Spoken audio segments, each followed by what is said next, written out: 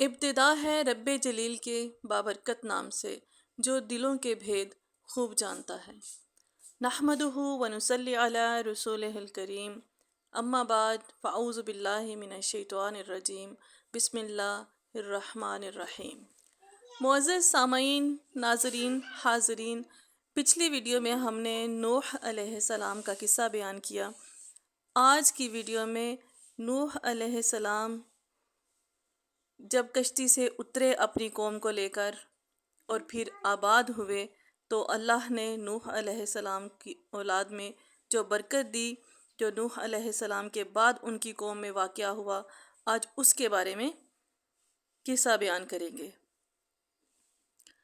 نوح علیہ السلام کی اولاد میں اللہ پاک نے برکت دی، وہ زمین میں پھیل گئے اور اس سے ایک امت تھی جسے قوم عاد کہا جاتا تھا۔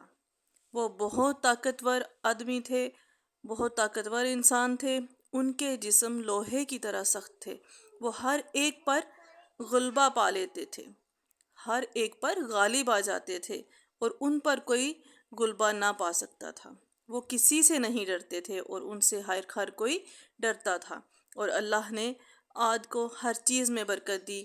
قوم عاد کے اونٹوں اور بھیڑ بکریوں سے وادی بھر جاتی تھی اور قوم عاد کے گھوڑوں سے میدان بھر جاتے تھے، اور عاد کی اولاد سے گھر بھر گئے۔ اور جب عاد کے اونٹ اور بھیڑ بکریاں چراگاہ کی طرف نکلتے تو ان کا منظر بڑا دلکش اور خوبصورت ہوتا، اور جب بچے صبح کے وقت کھیلنے کے لیے نکلتے تو ان کا منظر بھی بہت خوبصورت ہوتا۔ اسی طرح قوم عاد کی زمین بھی بہت سرسبز اور خوبصورت تھی، اس میں بہت سے باغ اور چشمے تھے۔ لیکن قوم عاد کو اللہ پاک نے برکت دی، ترقی دی، آسانیاں دی۔ قوم عاد نے ان بے شمار نعمتوں پر اللہ کا شکر ادا نہ کیا۔ قوم عاد طوفان کا قصہ بھول گئی۔ یہ لوگ بھول چکے تھے اس قصے کو جو انہوں نے اپنے بڑوں سے، اپنے آبا سے سنا تھا، اور زمین میں اس کے نشان دیکھتے تھے، اور بھول گئے کہ قوم نوح پر اللہ نے کیوں طوفان بھیجا۔ انہوں نے اسی طرح بتوں کی عبادت شروع کر دی جیسے نوح علیہ السلام کی امت بتوں کی پوجا کرتی تھی۔ وہ اپنے ہاتھ سے پتھر کے بت گھڑ لیتے، پھر انہیں سجدہ کرتے اور ان کی عبادت کرتے۔ وہ ان سے اپنی حاجتیں مانگتے، انہیں پکارتے اور ان کے لیے ذبح کرتے، سیم اسی طرح جس طرح قوم نوح کرتی تھی۔ قوم عاد کے لوگ نوح کی امت کے نقش قدم پر تھے۔ ان کی عقلیں انہیں بتوں کی عبادت سے نہ روکتیں اور نہ ان کی عقلیں ہدایت دیتیں۔ وہ دنیا کے عقل مند اور دین کے ناسمجھ اور غبی تھے، دین سے بہت دور تھے۔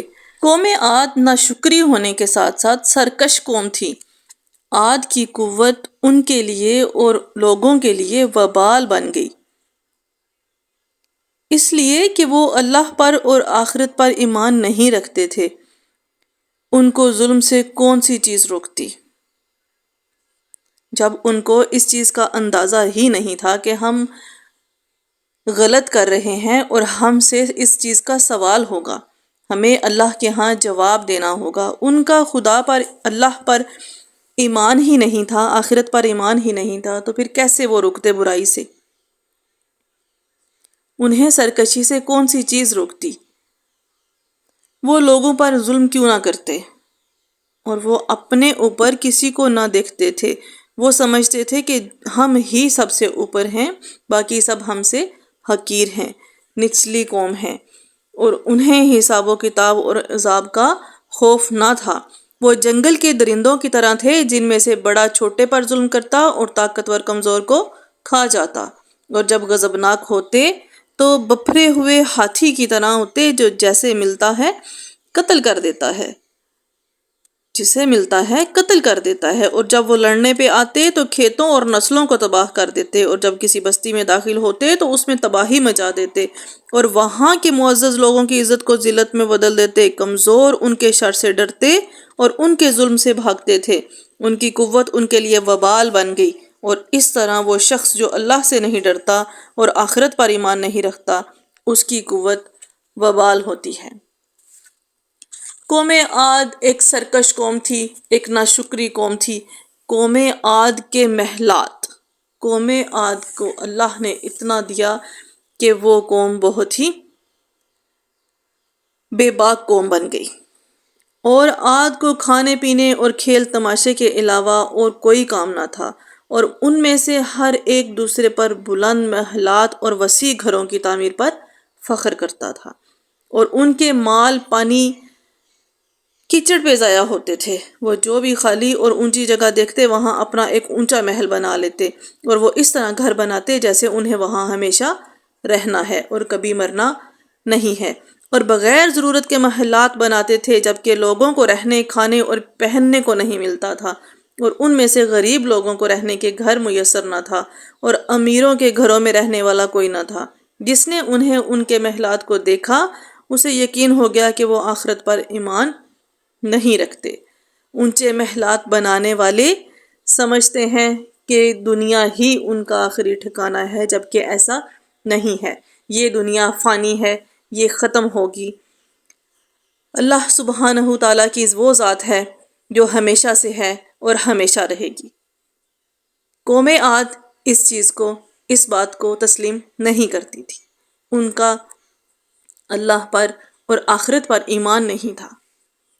اللہ پاک نے فیصلہ کیا کہ قوم عاد سرکش قوم بن چکی ہے، ان میں ایک رسول بھیجا جائے جو ان کو ہدایت دے، ہدایت کا رستہ دکھائے۔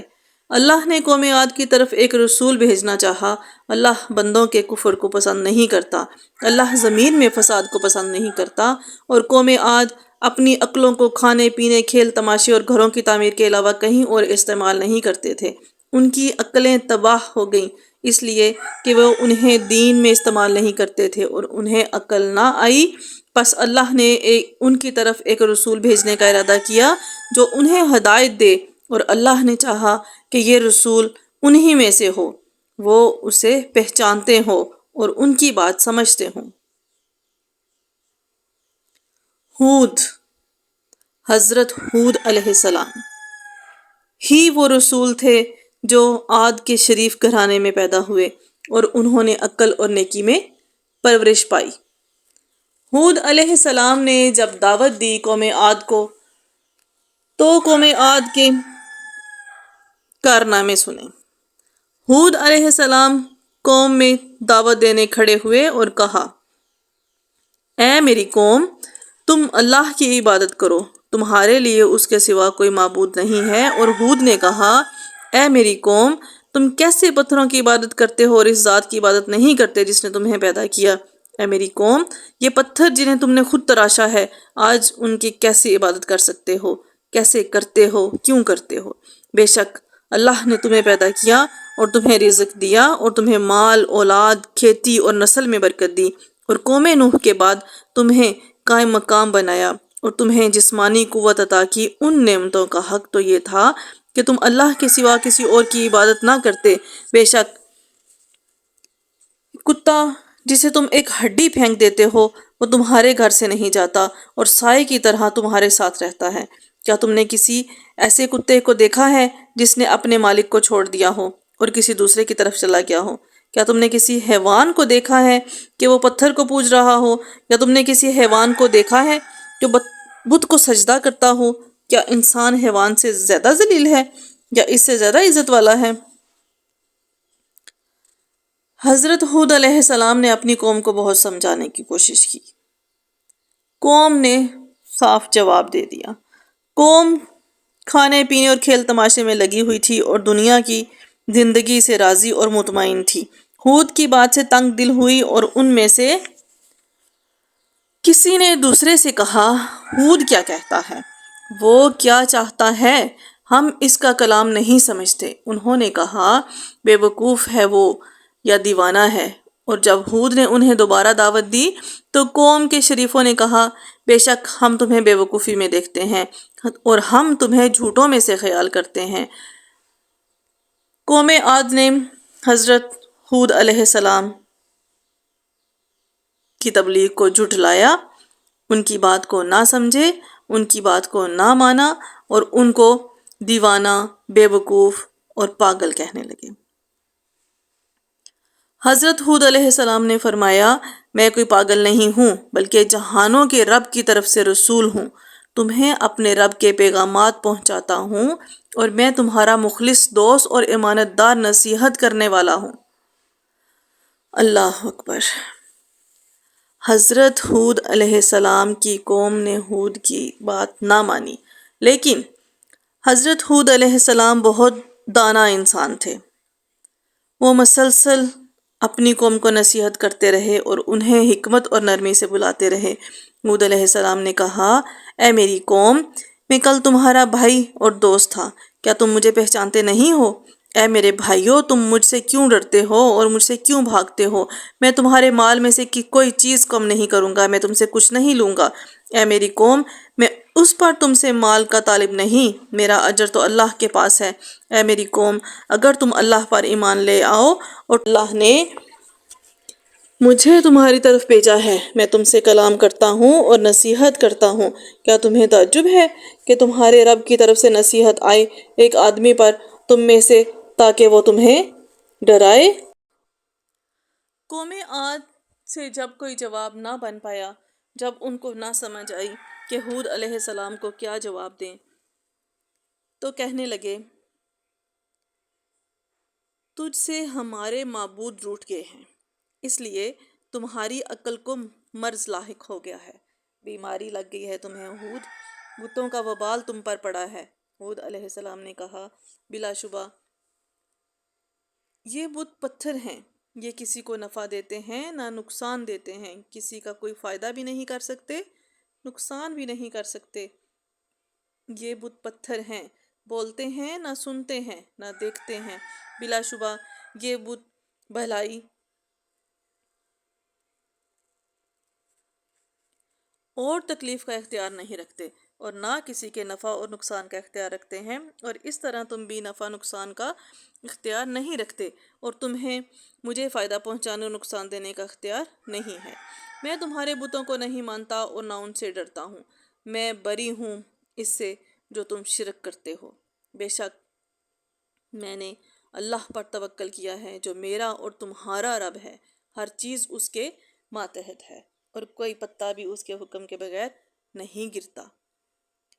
قوم عاد ضد پر اڑی رہی۔ عاد نے سب کچھ سنا مگر ایمان نہ لائے۔ ہود کی نصیحت ان پر ضائع ہو گئی، ہود علیہ السلام کی حکمت بھی ان پر ضائع ہو گئی، اور انہوں نے کہا، اے ہود، تمہارے پاس نہ کوئی دلیل ہے اور نہ ثبوت۔ اے ہود، تمہارے تازہ باتوں سے ہم اپنے قدیم معبودوں کو نہیں چھوڑیں گے۔ کیا ہم ایک کہنے والے کی بات پر اپنے معبودوں کو چھوڑ دیں جن کی عبادت ہمارے آبا کرتے تھے؟ یہ کبھی نہیں ہو سکتا۔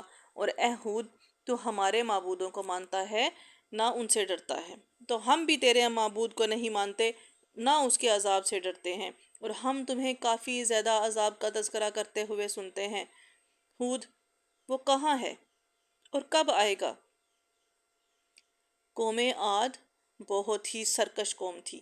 ہود علیہ السلام نے کہا، اس کا علم اللہ کو ہے، میں تو محض صاف ڈرانے والا ہوں۔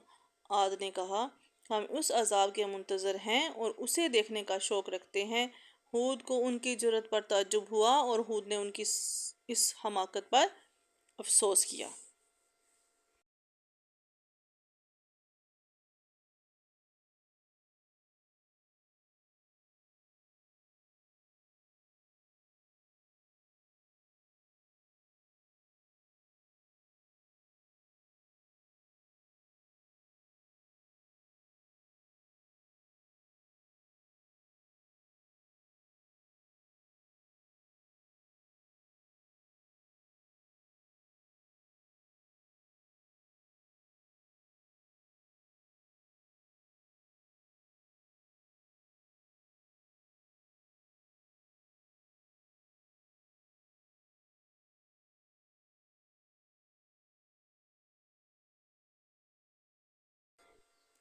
اور قوم عاد ہر روز بارش کا انتظار کرتے، آسمان کی طرف دیکھتے، انہیں بادل کا ٹکڑا بھی نظر نہ آتا۔ انہیں بارش کی ضرورت تھی اور انہیں بارش کا بہت ہی شوق تھا۔ ایک دن انہوں نے اپنی طرف بادل آتے ہوئے دیکھے تو بہت خوش ہوئے اور چیخ کر بولے کہ یہ بارش کے بادل ہیں، یہ بارش کے بادل ہیں۔ خوشی سے ناچنے لگے، ایک دوسرے کو پکار کر کہا، بارش کا بادل، بارش کا بادل۔ لیکن ہود سمجھ گئے کہ عذاب آ گیا۔ حضرت ہود علیہ السلام نے کہا کہ یہ رحمت کا بادل نہیں بلکہ تند ہوا ہے جس میں دردناک عذاب ہے۔ اور وہی بات نکلی، بہت زور کی ہوا چلی، ایسی جیسی لوگوں نے کبھی نہ دیکھی اور نہ ویسی سنی تھی، اور ایسی آندھی چلی کہ وہ درختوں کو جڑ سے نکالتی جاتی تھی اور گھروں کو گراتی جاتی تھی اور چلنے پھرنے والی چیزوں کو اٹھاتی اور دور پھینک دیتی۔ صحرائی ریت اڑی اور دنیا تاریک ہو گئی۔ آدمی کو کچھ دکھائی نہیں دیتا تھا۔ وہ ڈر گئے اور اپنے گھروں میں داخل ہو گئے اور ان کے دروازے بند کر لیے۔ بچے ماؤں سے چمٹ گئے اور لوگ دیواروں سے، اور لوگ کمروں میں چلے گئے۔ بچے روتے تھے، عورتیں چیختی تھی اور مرد مدد کے لیے پکارتے تھے، اور گویا کوئی کہنے والا کہہ رہا تھا، آج اللہ کے عذاب سے کوئی بچانے والا نہیں ہے۔ یہ سلسلہ 7 راتیں اور 8 دنوں تک جاری رہا۔ قوم مر گئی، گویا کہ وہ کھجور کے درخت تھے جو زمین پر گر پڑے تھے۔ بہت ہی عجیب و غریب منظر تھا۔ آدمی مرے ہوئے، انہیں پرندے کھاتے، گھر اجڑے ہوئے، ان میں الو رہتے۔ ہود اور مومن ایمان کی بدولت بچ گئے۔ عاد والے اپنے کفر اور ضد کی بدولت ہلاک و برباد ہو گئے۔ یاد رکھو، قوم عاد نے اپنے رب کا انکار کیا۔ پھٹکار ہو عاد پر جو ہود کی قوم تھی۔ یہ تھی حضرت نوح علیہ السلام کی قوم پر آیا پانی کا عذاب، اور نوح علیہ السلام کی کشتی نے ان کو بچایا۔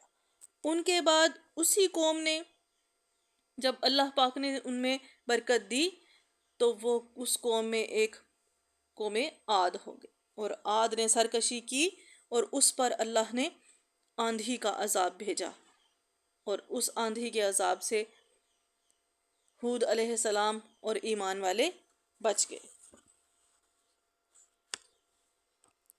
یہ تھی ہماری آج کی ویڈیو جس میں ہم نے قوم عاد کا ذکر کیا، اور اس میں اللہ پاک نے ہود علیہ السلام کو بھیجا اور ایمان والوں کو بچایا، اور بے ایمان جو لوگ تھے، کفر کرنے والے، شرک کرنے والے، ان کو غرق کر دیا۔ یہ تھی ہماری آج کی ویڈیو۔ ویڈیو کو لائک کریں، شیئر کریں اور چینل کو سبسکرائب کریں۔ جزاک اللہ خیران۔